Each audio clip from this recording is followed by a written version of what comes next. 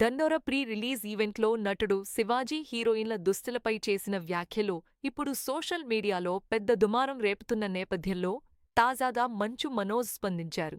శివాజీ పేరు నేరుగా ప్రస్తావించకుండానే ఆయన మాటలు మహిళలను బాధపెట్టినట్లయితే ఆయన తరపున నేడు క్షమాపణ చెబుతున్నాను అంటూ ఎక్స్, ట్విట్టర్ వేదికగా పోస్టు పెట్టారు.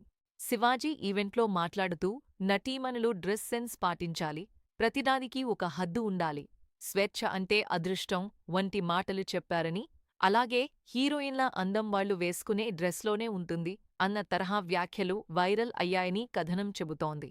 దీనిపై పలువురు మహిళలు, నటీమణులు తీవ్రంగా స్పందిస్తూ దుస్తుల పేరుతో మహిళల్ని టార్గెట్ చేయడం, నీతులు చెప్పడం సరైంది కాదని మండిపడుతున్నారు. మంచు మనోజ్ తన పోస్టులో మహిళలు ఏ దుస్తులు వేసుకోవాలి అని చట్టంగా నిర్ణయించడం ఆమోదయోగ్యం కాదు.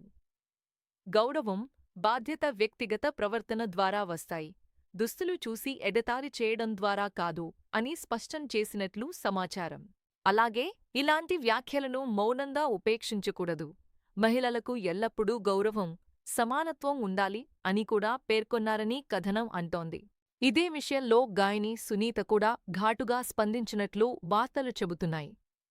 హీరోయిన్లకు ఉచిత సలహాలు అవసరం లేదు, ఆయన జీన్స్ వేసుకుంటారు, మరి ఆయన చెప్పిన లాజిక్ ప్రకారం తాను కూడా సంప్రదాయ దుస్తులు ధరించాలి కదా అంటూ విమర్శించారని పేర్కొంటున్నారు.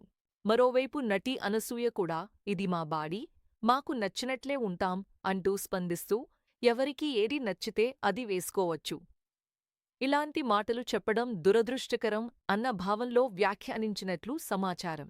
ఇంకా దండోర ఈవెంట్లో పాల్గొన్న నవదీప్ కూడా ఈ వ్యాఖ్యలపై స్పందించినట్లు చెబుతున్నారు.